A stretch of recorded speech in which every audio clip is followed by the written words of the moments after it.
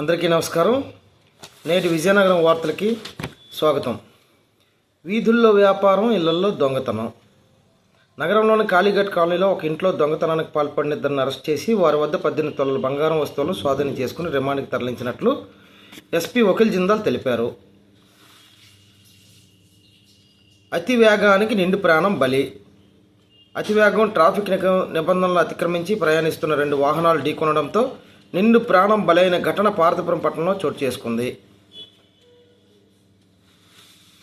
నిధుల ఖర్చు బాధ్యత ఏపీఓ ఎంపీడీఓలదే. విజయనగరం అర్బన్ ఉపాధి భాగస్వామ్యంతో చేపట్టిన పనుల్లో నిధులు 100% ఖర్చు చేసే బాధ్యత ఏపీఓ ఎంపీడీఓలదేనని కలెక్టర్ అంబేద్కర్ గారు స్పష్టం చేశారు. గడువులోగా ఖర్చు చేయాలన్నారు. కలెక్టరేట్ ఆడిటోరియంలో శనివారం సాయంత్రం పంచాయతీరాజ్ ఉపాధి హామీ అధికారులతో సమీక్షించారు. ఖర్చు చేయకపోతే జిల్లాకు రావాల్సిన నిధుల్లో కోత పడుతుందన్నారు. బీసీల సమస్యలను పరిష్కరించాలి. మంత్రి కొండపల్లి శ్రీనివాస్కు పుస్తకాలు అందజేస్తున్న బీసీ సంక్షేమ సంఘం నాయకులు.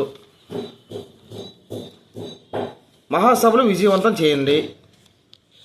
కాకినాడలో 5, 6, 7, 8 తేదీల్లో జరగనున్న రాష్ట్ర మహాసభలు విజయవంతం చేయాలని యూటీఎఫ్ జిల్లా శాఖ పిలుపునిచ్చింది. 4660 మందికి లబ్ధి. రాష్ట్ర ప్రభుత్వం ప్రవేశపెట్టిన మధ్యాహ్న భోజన పథకాన్ని వినియోగించుకుని విద్యార్థులు చదువుపై దృష్టి పెట్టాలని కలెక్టర్ బిఆర్ అంబేద్కర్ గారు అన్నారు.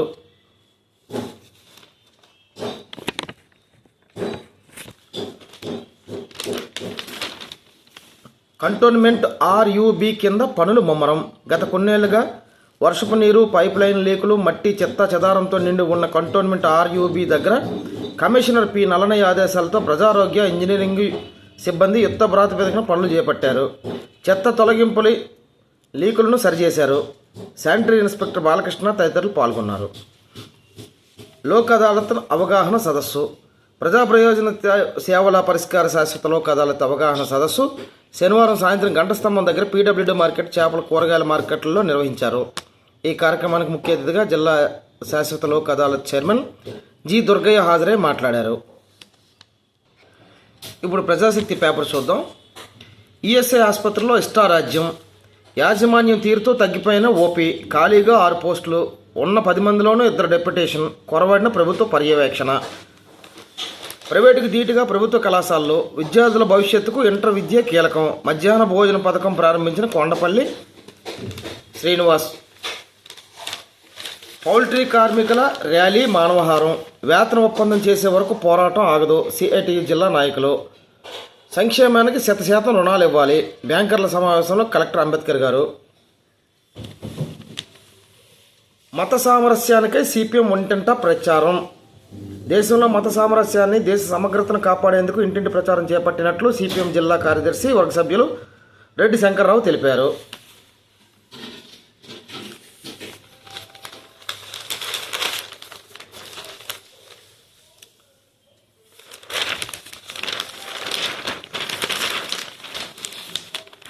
ఘనంగా బ్రెయిలీ జయంతి వేడుకలు.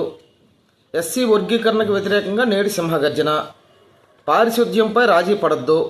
అంగన్వాడీ కేంద్రాల్లో సృజనాత్మక విద్య. వాహనాలు వేలం పక్కాగా రీసర్వే చేయాలి ఆర్డీఓ. రైతులకు సంబంధించిన భూములను పక్కాగా రీసర్వే చేయాలని ఆర్డీఓ దాట్ల కీర్తి అన్నారు. రీసర్వేకి సంబంధించిన గ్రామ సభను రావాడ గ్రామంలో శనివారం నిర్వహించారు. ఈ సందర్భంగా ఆమె మాట్లాడుతూ ముందుగా ప్రభుత్వ భూములు గ్రామ సరిహద్దులు గుర్తించాలన్నారు. అనంతరం రైతుల భూములను సర్వే చేయాలని తెలిపారు. సర్వే జరిగేటప్పుడు రైతులకు తప్పనిసరిగా నోటీసులు ఇవ్వాలన్నారు. రీసర్వేలో ఏ ఒక్క రైతుకు అన్యాయం జరగకూడదని తెలిపారు. ఆసుపత్రి అభివృద్ధికి కృషి. ఎమ్మెల్యే రాజం.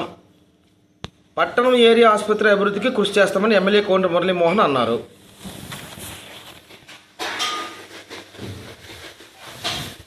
ఇదండి ఈరోజు ప్రజాశక్తి పేపర్లో ఉన్న న్యూస్.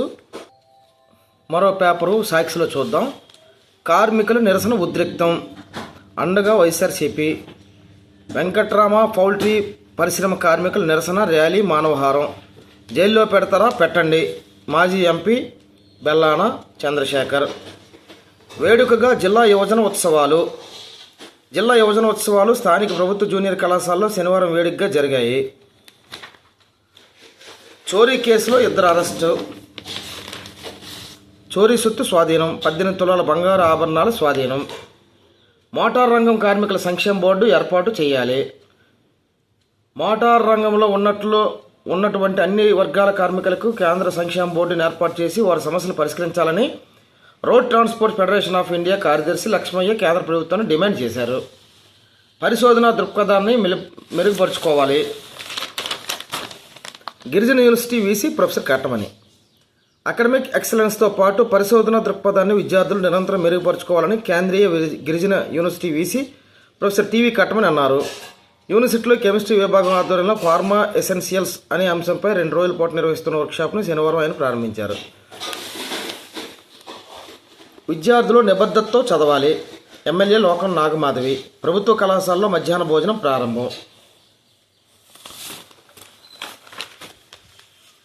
ఆశలు ఆవిరి. తల్లికి వందనం ఊసే ఎత్తని బాబు. టర్మ్ ఫీజుల కోసం స్కూళ్ల యాజమాన్యాల ఒత్తిడి. వాట్సాప్లో మెసేజ్లు పంపుతున్న వైనం. ఫీజు చెల్లించకపోతే పరీక్షలకు అనుమతించబోమని వెల్లడి. ఆందోళన విద్యార్థుల తల్లిదండ్రులు. నగరంలోని రాజీవ్ నగర్ కాలనీ ప్రాంతంలో ఉంటున్న సౌజన్య తన భర్త తీసుకొచ్చే రోజువారీ కూలితో కుటుంబాన్ని నెట్టుకొస్తోంది. ఈమెకి 2 పిల్లలు. ప్రవీణ్ 7వ తరగతి, సుదీర్ఘ 4వ తరగతి చదువుతున్నారు. ఇంట్లో ఎంతమంది పిల్లలుంటే అందరికీ తల్లికి వందనం కింద ఆర్థిక సాయం చేస్తామని చంద్రబాబు ఎన్నికల సమయంలో చెప్పడంతో 2 బిడ్డలను ప్రైవేట్ స్కూల్లో చేర్పించింది. కానీ కూటమి సర్కారు అధికారంలోకి వచ్చి 6 నెలలు దాటినా పైసా సాయం అందించలేదు. మరోవైపు ఫీజుల కోసం పాఠశాల యాజమాన్యం ఒత్తిడి తీసుకొస్తుండడంతో సౌజన్య పడరాని పాటలు పడుతోంది. ఇంట్లో ఎంతమంది పిల్లలు చదువుతుంటే అందరికీ తల్లికి వందనం అందిస్తాం. ఒకరు ఉంటే 15,000, 2 ఉంటే 30,000, 3 ఉంటే 45,000 నేరుగా తల్లుల ఖాతాల్లో జమ చేస్తాం అంటూ కూటమి నేతలు ఎన్నికల ముందు ప్రచారం ఓదరగొట్టారు. అయితే అధికారం చేపట్టి 6 నెలలు గడిచినా ఇప్పటికీ ఆ దిశగా అడుగులు వేయలేదు. కనీసం ఈ పథకం ప్రస్తావన చేయలేదు. విద్యా సంవత్సరం ప్రారంభమై 6 నెలలు కావడంతో ప్రైవేటు పాఠశాల నిర్వాహకులు ఫీజుల కోసం తల్లిదండ్రులకు మెసేజ్లు పంపుతున్నారు.